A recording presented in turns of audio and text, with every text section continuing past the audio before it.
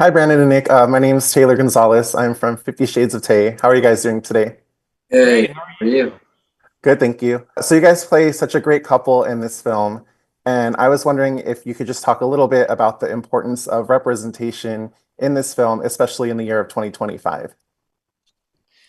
Yeah, I mean, I feel like meeting your partner's parents is a terrifying thing, no matter who you are.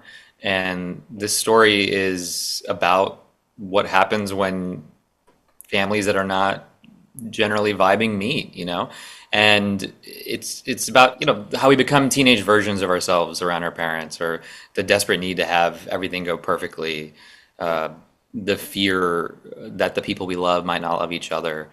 Uh, and it's a really universal story in that way, and it's really cool to have a couple like Rohan and Josh in the middle of it.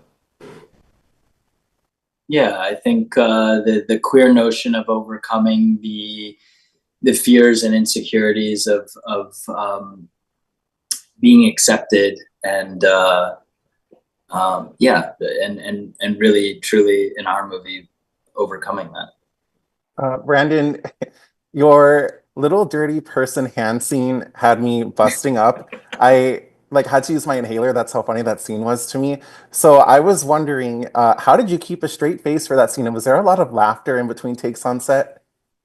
Yes, there was. I mean, that scene was like one of those late night, we're all delirious, and it just worked for the scene. And I mean, that scene is just like pure formulaic gold, you know, we're all in the same room together. We all have to sit down and have dinner, and like all the awkwardness of the you know, what do we say now was so alive and vibrant in it. And then to just be interrupted by the dirty little person hand, which was really fun. It was also I think like throughout that scene, you know, I am stoned in the scene, so it was really fun to sort of like lean into that and play into that. And yeah, by the end of it, I felt like I had, you know, been smoking all day. Every Thank time you said the dirty little person hand, I broke. I mean, I was breaking that entire time. It was distracting, probably. I mean, it was funny. Kent wrote a good line. Yeah, you did. All right, so I know you guys mentioned that the first time you met was for your chemistry read over Zoom, but what do you guys remember from the first time that you guys met in real life? The first time we met in real life, why are you laughing, Brandon? Because I know what you're gonna say. What do you think I'm gonna say? Talk about our COVID vaccines. Oh, that wasn't our first time. It wasn't? Remember we met up at the Black Cat? Oh, right. He doesn't even remember our first time. Oh no. We met up at the Black Cat, which is like a historic gay bar here in LA, and just we're gushing over the whole thing, and we're just so excited. And then we did get our COVID vaccines together, and then yeah, we spent a lot of time together in Concord before we started shooting, and just you know got to vibe. If you each had to spend the night in a haunted house with another cast member other than each other, who would you choose and why?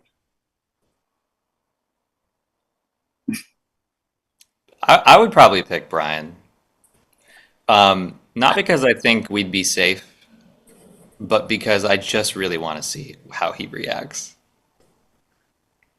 And maybe a demon would respond well to fuck off being yelled at him, you know? I don't know. Might work. I would pick Parker because I feel like it would be. I mean, I know she's been in an Ari Aster movie, but I feel like it would turn into an Ari Aster film real quick, and we'd somehow be like unraveling psychologically, and it'd be really funny from the outside, but not so funny from the inside. And I'm into that.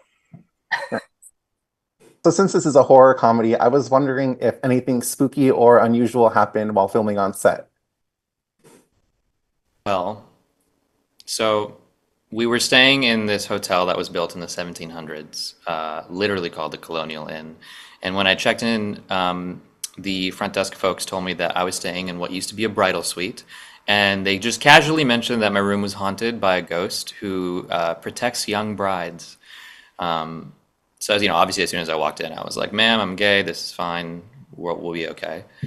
And then one of the people that worked at the hotel revealed that he was a clairvoyant and offered to do a seance for us. And so me, Brandon, Parker, this clairvoyant, and his friend, who I can only describe as a witch, led us through a seance, like with the candles and the crystals. And unfortunately, that ghost did not make an appearance. And I'm chalking it up to homophobia. Thank you guys. Thank you. Thank you.